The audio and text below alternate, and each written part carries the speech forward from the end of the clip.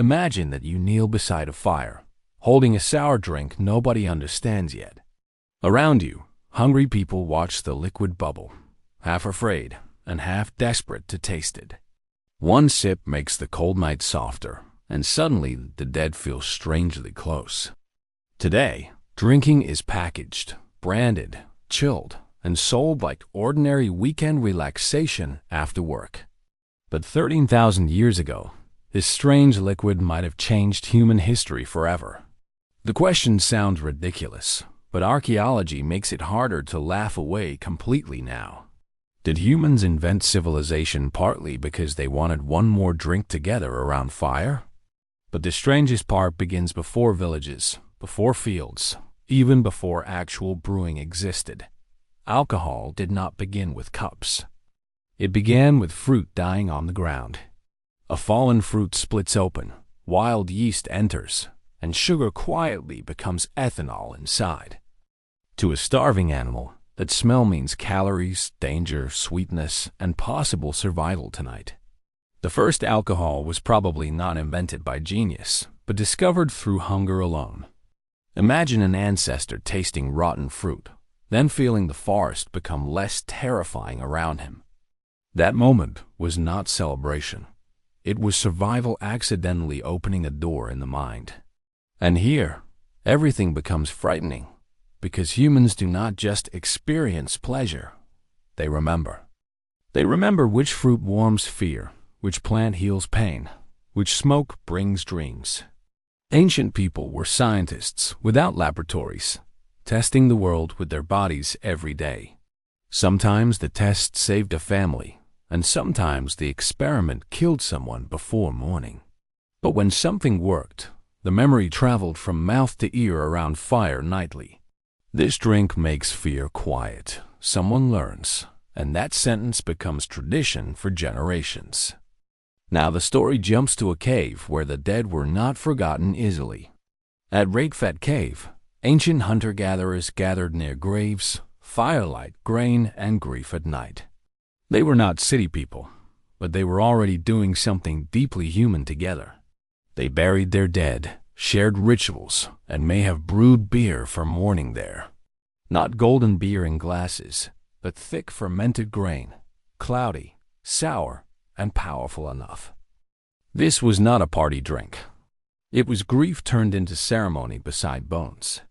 But this is only half the story, because grain changes everything humans do next. Fruit ferments by itself, but beer demands work, planning, patience, and repeated return home. You must gather wild seeds, carry them, crush them, and keep them safe nearby. You must protect grain from animals, weather, strangers, hunger, and your own mistakes too. That is a strange amount of labor for people who could keep moving away, Don. So maybe grain was not only bread. Maybe grain was also ritual and memory. And this changed everything, because ritual makes a place feel worth returning to again. A camp becomes familiar when the dead sleep nearby and the drink waits there. People return for grain, for graves, for feasts, and for each other again nightly. Slowly, without announcing civilization, repeated gatherings begin turning temporary camps into early settlements nearby. But the real danger was not hunger alone. It was deciding to stay there. Staying means stored food, visible wealth, jealous neighbors, disease, waste, and new fear everywhere. A drink that gathered people could also tie them to one dangerous place permanently. Now imagine the worst possible moment. The feast succeeds, and everyone wants more tomorrow. More grain means more work, more storage, more territory, and more conflict between families. More ritual means more leaders, more rules, more pressure to belong completely or leave. Beer may have helped gather humans, but gathering humans always creates power over others. The sweet drink becomes a reason to plant, wait, guard, and obey someone's rules. And here ancient humans start looking disturbingly like us today around the table again. We still build life around shared drinks, shared meals, and shared excuses to gather. Weddings, funerals, victories, failures, holidays, loneliness. Alcohol appears wherever emotion becomes heavy for people. We call it normal, but the pattern is older than written memory itself alone. In China, people mixed rice, honey, and fruit into another ancient fermented drink together. In Georgia, grape wine waited inside clay jars, thousands of years later underground too. Different people, different landscapes, same strange discovery. Sweetness can become transformation through invisible life. Nobody saw yeast, so fermentation looked like a living spirit entering food from nowhere.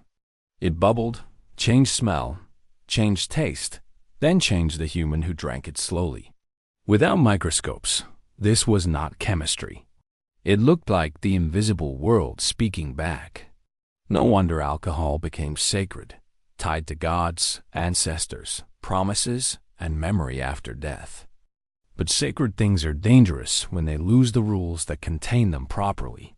Fire inside a hearth warms people. Fire outside a hearth eats forests very quickly. Alcohol inside ritual binds people. Alcohol without meaning can quietly consume them from within. Ancient communities probably understood this without words like addiction, dopamine, or marketing research today.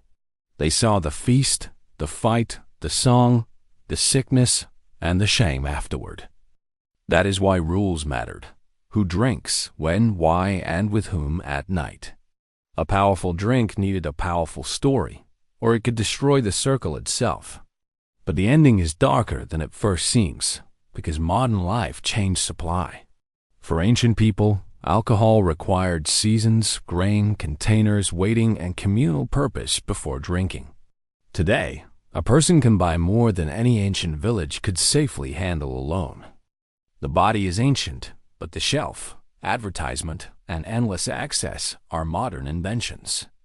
And that is the part modern life hides from us in plain sight daily. We inherited an old attraction, then surrounded it with machines designed for profit forever.